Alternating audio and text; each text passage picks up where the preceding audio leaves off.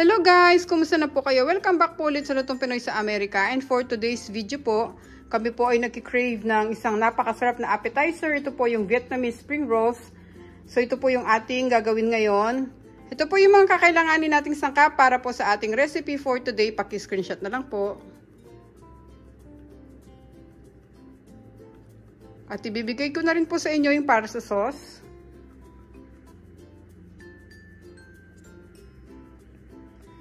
Yan. Sa mga bago po dito sa aming channel, sana po mag-subscribe kayo sa Lutong Pinoy sa Amerika. At umpisa na po natin ang pagluluto ng ating napakasarap na appetizer, ang ating Vietnamese spring roll. Salamat po.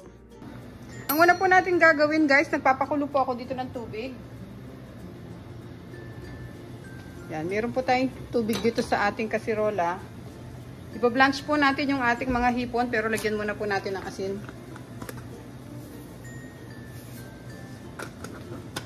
Tapos po pwede na natin ilagay yung ating mga hipon.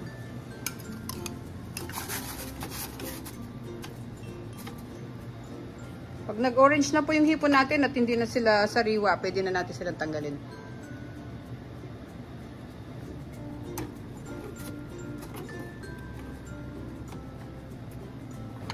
Ngayon okay na po yung ating hipon. Hindi po kailangan matagal na matagal kasi para po hindi po siya maging makunat. Pwede na po yan. Medyo malalaki po yung mga nabili ko. Ihiwain naman po natin ito. Gagawin po natin dalawa. Okay. Tapos, dyan sa ating pinapakuluan na tubig, isusunod po natin yung ating vermicelli noodles. So, yung ating sotanghon. Para lumambot po sila.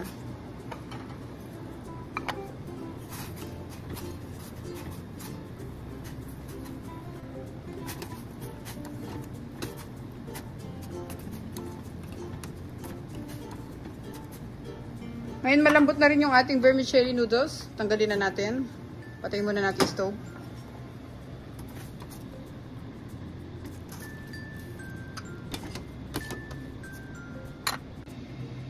Kumuha po tayo ng chopping board. I-cut natin yung ating mga hipon. Malinis po ang kamay ko guys ha. Wait po natin dalawa. Parang ganito po.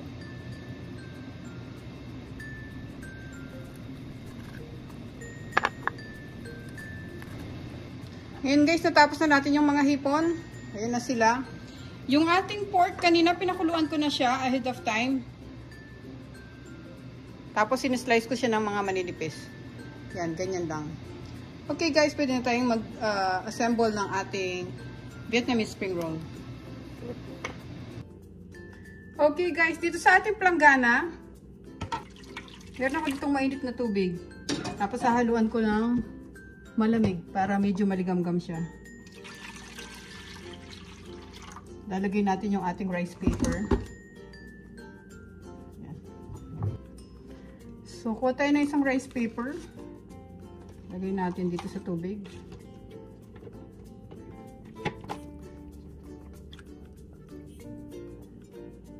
Tapos dito sa ating chopping board. Kuha tayo ng lettuce. Guys, malinis yung kamay ko ha. Hindi na ako mag-gloves kasi mahirap magbalot pagka may gloves. Tapos, lagyan muna natin ng meat dito. Itong pork. Lagyan natin ng noodles. Ako ng cilantro. Pipino, yung carrots natin. Tapos roll muna natin to.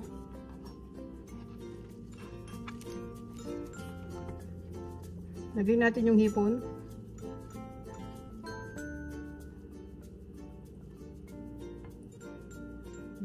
Yan. Tapos fold natin. Dito sa pinakadulo guys, lalagyan ko siya ng green onions. Yan, pampa-design lang. Tapos, balot natin.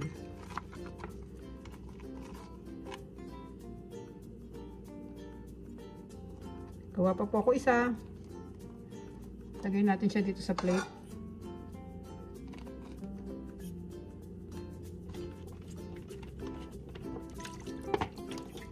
Suggest ko lang guys, pag gumagawa kayo nito, dapat basa yung kamay nyo para hindi dumidikit sa rice paper.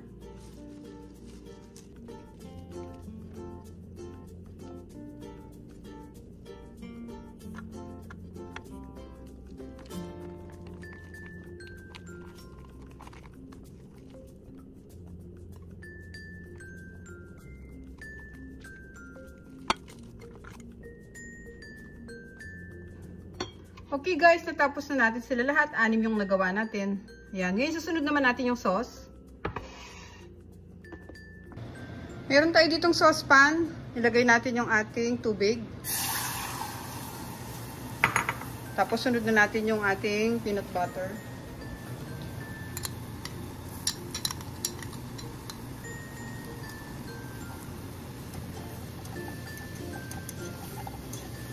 Ngayon, lagyan natin siya ng hoisin sauce.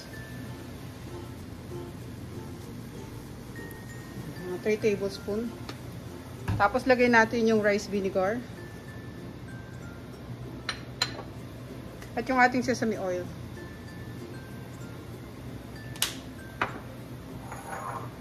Haluin natin.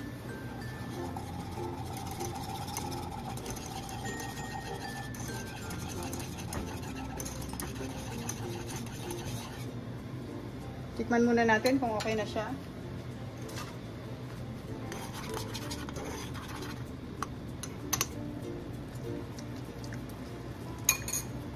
Dagdagan ko pa ng konting hoisin sauce. 1 tablespoon para magiging 4 tablespoon na siya. Mix natin.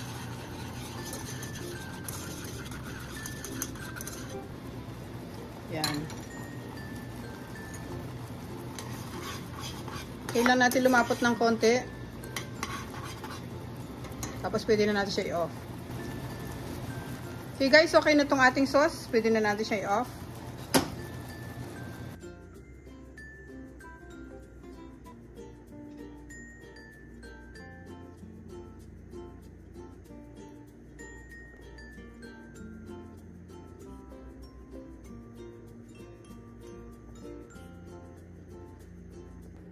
Okay guys, ito na po ang ating recipe for today. Ang atin pong napakasarap na appetizer, Vietnamese spring roll. Okay, maraming salamat po ulit sa panonood. Sana pa nagustuhan niyo po yung ating recipe for today at huwag niyo pong kalimutang i-check yung other videos namin. Salamat po ulit sa panonood guys. Ulitin po, magkita-kita po tayo sa susunod na video. Ingat po tayong lahat guys. God bless po. Salamat po sa Diyos sa panibagong araw. Ingat po tayong lahat guys. Kain na po tayo ng ating napakasarap na Vietnamese spring rolls.